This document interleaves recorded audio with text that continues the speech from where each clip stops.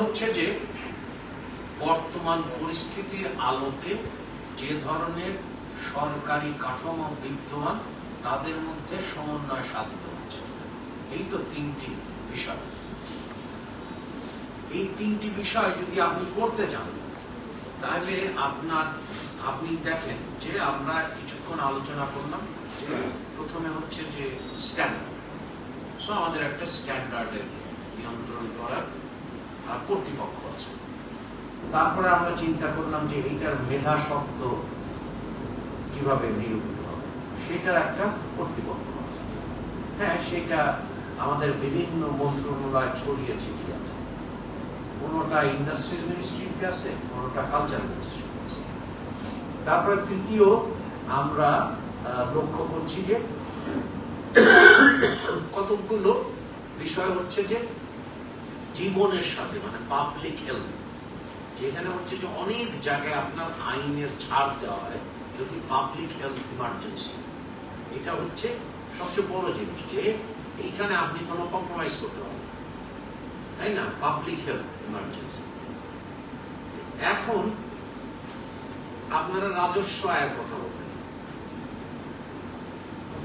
এক সময় ওষুধের একটা আদেশ দেওয়া হয়েছে যে প্রতিটি কারখানা কি কি ওষুধ উৎপাদন করে এনবিআর এর থেকে ডিসিডি এর থেকে চাওয়া হয়েছে। সেটা কখনো আসেনি, কারণ ওই ব্যক্তি শিল্প সমিতিকে নিয়ন্ত্রণ করতেন এবং তিনি কখনোই চাননি যে ডিপার্টমেন্ট ডিজিডিএ অর্থাৎ ড্রাগ অ্যাডমিনিস্ট্রেশন এনবিআর কে ওই তথ্য দিই, কখনো দেন, এখন পর্যন্ত দেন।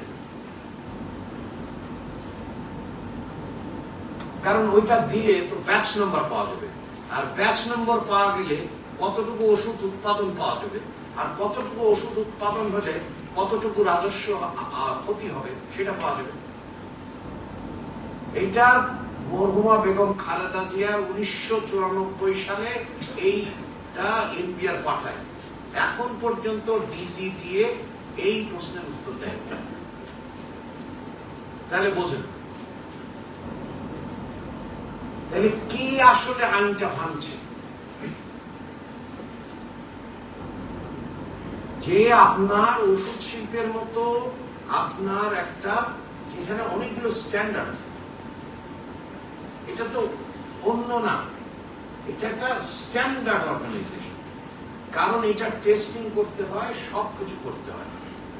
সে এই পর্যন্ত বাধ্য করেছে যে কোনো মতেই এই তথ্য যাতে ড্রাগ অ্যাডমিনিস্ট্রেশন এনবিআর কে না দেয়। আমি এরকম আরো অনেক উদাহরণ দিতে পারি যে কিভাবে আপনি এই যে আলোচনাটা করছি, কি আসলে আমার সরকারকে কাজ করতে দিচ্ছে না। দুটো পক্ষ, যিনি যার বৈধতা নাই আর যিনি বৈধতা নাই বলে এই বৈধতার কারণে তাকে টিকে থাকার জন্য যাদেরকে দরকার হচ্ছে, তাছাড়া তো এই ঘটনা ঘটবে। এরকম আমি প্রত্যেকটা জায়গায় ক্ষেত্রে উদাহরণ দিতে পারি। আপনি ওষুধের মতো, মানে যেটা জীবন রক্ষাকারী বিষয়, যেটার প্রতিটি ব্যাচ নাম্বার আছে।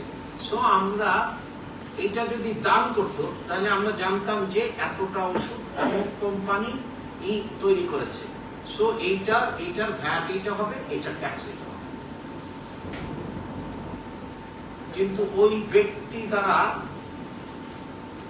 আদিষ্টকৃত ওই সংস্থা কখনই দিতে দেয়। মানে যখনই আপনার রাজনৈতিক বৈধতার সংকট হয় তখন কিন্তু প্রশাসনিক যে আইন প্রণয়ন কাজ করে। কারণ প্রশাসন তখন তাকে তুষ্ট করার জন্য নিয়োজিত থাকে এবং আইনের যে শাসন কখনোই বাস্তবায়িত থাকে। ঠিক একই কায়দায় আপনারা এই যে বলছেন, আলোচনা করছেন, আর একটা উদাহরণ দিলেন যে, এবং দাবি করেন সবাই যে আমরা তো সবচেয়ে বেশি কর দেই। তাহলে আমাদেরকে এইটা দিতে হবে। এখন সোশ্যালি ব্যাড ইজ ব্যাড, এটার কোনো উত্তর নেই। Socially bad is a bad, এটার থেকে তো কোনো আপনি বলতে পারেন না। Socially bad is bad, there is a public good and there is a public bad। তাহলে যতক্ষণ না পর্যন্ত আপনার সমাজে পাবলিক গুড আর পাবলিক ব্যাড এটা ঠিক না করতে পারছেন তখন তো আপনি এটা করবেন না, তাই না? এটা হচ্ছে দ্বিতীয় বিষয়। তৃতীয় বিষয় হচ্ছে যে আমাদের যারা রাষ্ট্রের দায়িত্বে আছেন, যারা আপনার আইন ব্যবহার করেন, সেটা তো আমরা জানি যে রাষ্ট্র ভেঙে পড়েছে। রাষ্ট্র বিগত সময়ে ভেঙে পড়েছে, প্রতিষ্ঠান বলে কিছু ছিল না, এবং প্রতিষ্ঠান কিভাবে ভেঙেছিল সেটা তো আমরা লক্ষ্য করেছি। এখন প্রতিষ্ঠানগুলো গড়ে তুলতে হবে, এবং সেই ক্ষেত্রে আপনাদের এই ধরনের আলোচনা খুবই জরুরি। কারণ এইগুলো আলোচনার মাধ্যমে সচেতনতা বাড়বে, জনগণ আইনের প্রতি আস্তে আস্তে শ্রদ্ধাশীল হবে, আইন মানার প্রবণতা বাড়বে, এবং তার ফলে সরকারি প্রতিষ্ঠানগুলো জবাবদিহিতা নিশ্চিত করবে। কারণ জবাবদিহিতা না হলে তো এই আইনের প্রয়োগ হবে না, এবং দুর্নীতি কোনো সময় কমবে না। আমাদের সরকার চেষ্টা করছে, যে আপনারা জানেন যে মাননীয় প্রধানমন্ত্রী জনাব তারেক রহমান 3টি বিষয়ের কথা উল্লেখ করেছেন। যে প্রথম হচ্ছে যে দুর্নীতির থেকে সমাজকে বেরিয়ে আনা, দ্বিতীয় হচ্ছে যে আইনের শাসন নিশ্চিত করা, এবং তৃতীয়ত হচ্ছে জবাবদিহিতা নিশ্চিত করা। এবং সেক্ষেত্রে আমরা চেষ্টা করছি একটা গণতান্ত্রিক রাষ্ট্রের দিকে। কারণ যত রাষ্ট্র যদি গণতান্ত্রিক না হয়, জনগণ তাহলে তার অধিকার পাবে না, আর জনগণ যদি অধিকার না পায় তাহলে তো তার অধিকার সে বাস্তবায়ন করতে হবে। এবং তখন কিন্তু সরকারি প্রতিষ্ঠানগুলোকে জবাবদিহিতা আনা যাবে, এবং সরকারি প্রতিষ্ঠানের জবাবদিহিতা খুবই জরুরি। কারণ আমরা সবাই জবাবদিহিতায় দরকার।